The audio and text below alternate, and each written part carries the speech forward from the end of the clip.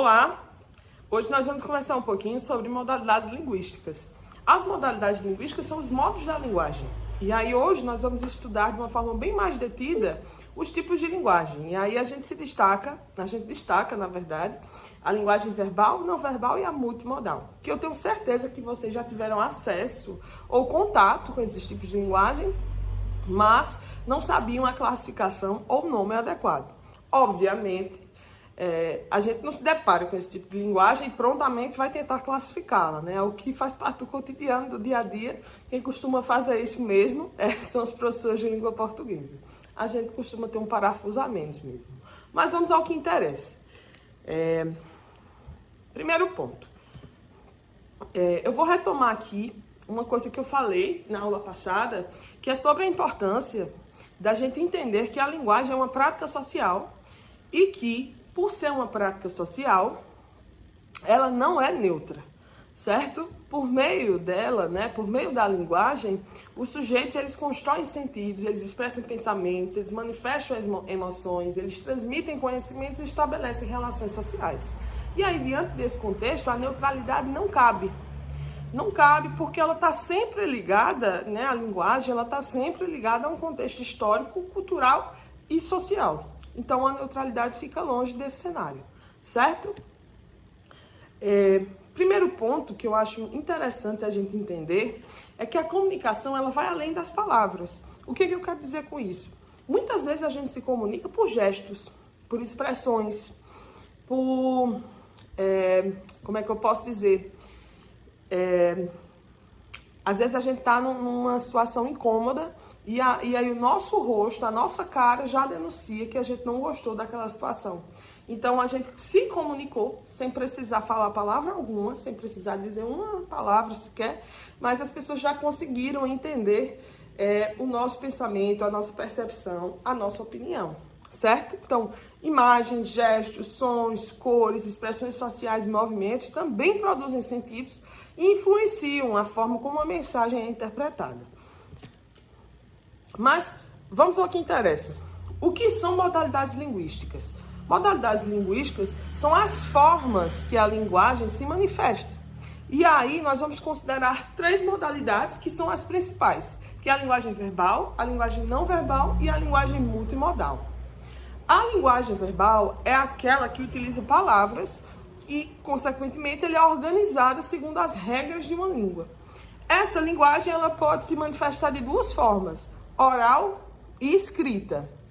Quando a gente fala em linguagem verbal, a gente associa verbo, palavra, ação. Então, a nossa ação, a nossa percepção, a nossa opinião ela é emitida através das palavras. Então, linguagem verbal, palavra. Pode estar na modalidade escrita, escrevendo, ou oral.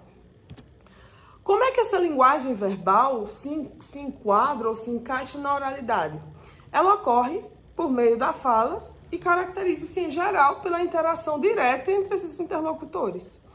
Entre as suas principais características estão o uso da entonação para marcar sentidos, a presença de pausas e repetições e a adaptação imediata ao interlocutor.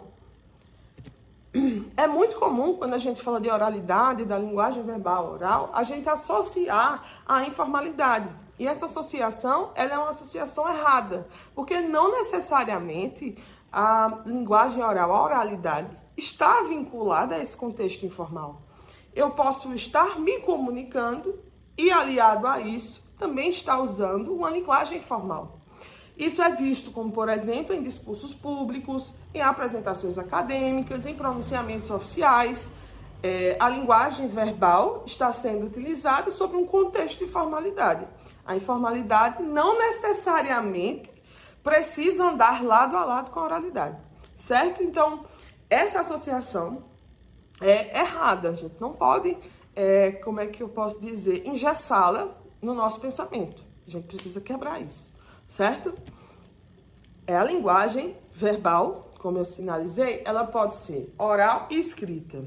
A linguagem verbal e escrita, ela caracteriza-se justamente pelo registro permanente das palavras, o que exige maior planejamento e organização das ideias, né? do enunciado como um todo. Como o leitor não está presente no momento da produção, o texto escrito ele deve apresentar clareza, coerência e coesão. Enquanto isso, a linguagem não verbal, ela não utiliza palavras, mas ela comunica sentido por meio de imagens, gestos, cores, sons e símbolos. Até agora a gente entendeu 3 coisas. Nós temos a linguagem verbal, e essa linguagem verbal, ela pode ser classificada de 2 formas. Linguagem verbal oral, pela fala, e linguagem verbal escrita, a palavra com a sua modalidade de registro. E aí a gente tem também a linguagem não verbal. Se a linguagem verbal é aquela que utiliza a palavra, a linguagem não verbal é aquela linguagem que não utiliza a palavra. Então, o sentido dessa linguagem ele é comunicado por meio de imagens, gestos, cores, sons e símbolos. Eles são socialmente construídos, digamos assim, e aprendidos no Enem. A linguagem não verbal, exposta através das imagens, elas não são decorativas. É importante a gente entender isso. Elas produzem sentido e devem ser interpretadas como um texto. Sigamos. A produção de sentido na linguagem não verbal. Os sentidos produzidos pela linguagem não verbal não são naturais, mas como eu falei anteriormente, eles são construídos socialmente. Isso significa dizer que nós aprendemos a interpretar imagens. Sem esse aprendizado coletivo, a comunicação visual ele perde a sua eficácia, como por exemplo, uma placa de trânsito indicando proibido estacionar. Quando a gente é guri, quando a gente é pequenininho, a tia da escola, a gente sempre tem aquela aula de conscientização no trânsito. Então a professora já explica algumas placas básicas, as cores do semáforo. Então isso tudo faz parte dessa construção social sobre linguagens que existem no nosso cotidiano. Nada disso é por acaso, tudo isso é intencional. Sigamos.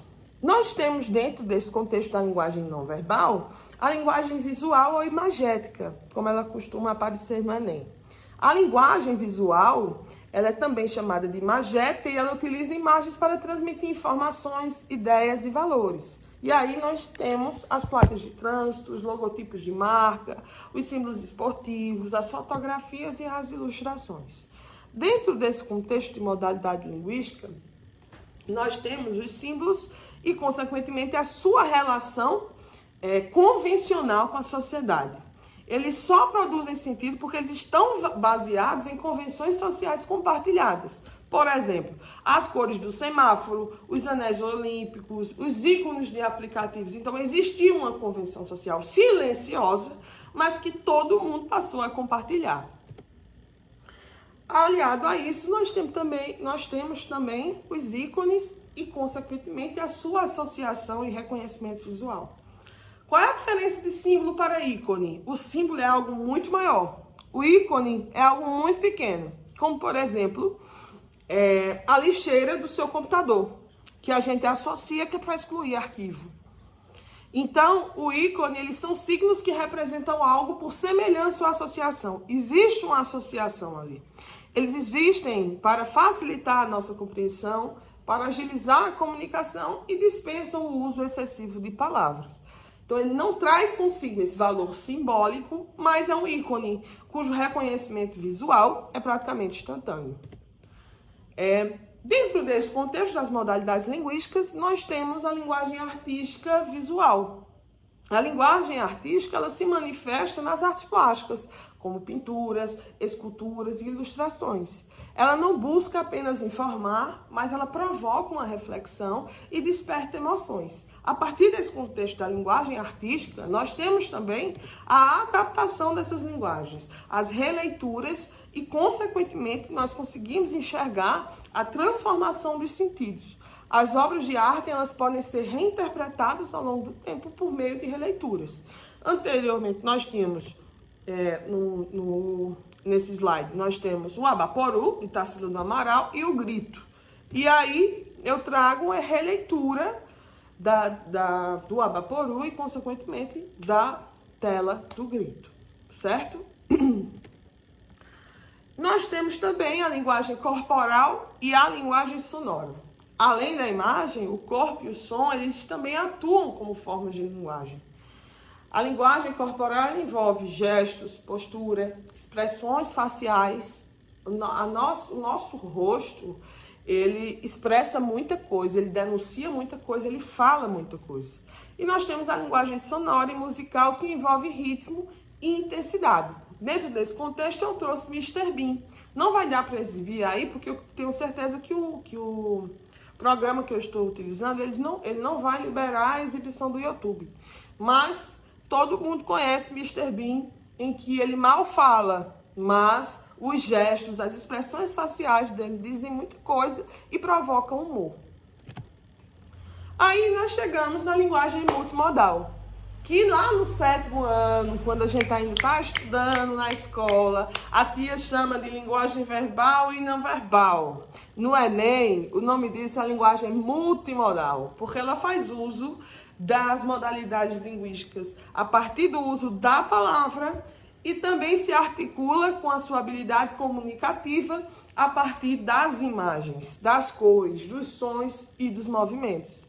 Na sociedade contemporânea, a multimodalidade é totalmente utilizada e ela é muito comum a gente encontrar por aí no cotidiano, faz parte do nosso cotidiano como um todo. E aí nós temos um exemplo dessa campanha de conscientização. Outros exemplos de textos multimodais no cotidiano: campanhas publicitárias, infográficos, filmes e séries, postagens em redes sociais, campanhas de conscientização. Eu trouxe como exemplo também, não vou conseguir exibir, mas é uma propaganda da Volkswagen, homenageando os seus 70 anos, em que traz a edição da Kombi, que é um ícone da Volkswagen, e a sua readaptação da Kombi, seu novo modelo da Kombi. Só que para traçar essa linearidade temporal, o grupo de marketing, com uma genialidade muito grande, traz à tona a imagem de Elis Regina na Kombi antiga, produzida a partir de inteligência artificial, e na Kombi atual, na Kombi em seu novo modelo, quem está conduzindo é simplesmente Maria Rita, filha de Elis Regina. Elis, não muito satisfeita em ter sido o espetáculo que foi, ela nos deixa uma Maria Rita. E aí, essa relação de gerações, essa relação temporal, tanto com o carro, quanto com essas personalidades clássicas do nosso país, está exposto nessa campanha publicitária. Ficou muito famosa, ganhou o mundo. Inclusive, foi premiada. E eu, infelizmente, eu não vou conseguir exibir, mas eu disponibilizei esse material. O link está disponível. Por favor, quando vocês tiverem um tempinho e forem estudar de uma forma mais detida, assistam, vale a pena. E nós concluímos, então, na aula de hoje, que ler na contemporaneidade vai muito além da leitura de palavras. É necessário interpretar imagens, sons, gestos e símbolos que circulam nos diferentes espaços sociais. Compreender as modalidades linguísticas, minha gente, é compreender como a linguagem organiza a vida social e como é que ela produz sentido no mundo. Certo? Então, ficamos por aqui nessa nossa segunda aula, até a aula 3, em que nós vamos nos aprofundar sobre esses assuntos e vocês irão entender de forma mais detalhada essa relação na prova do Enem. Certo? Até a próxima aula.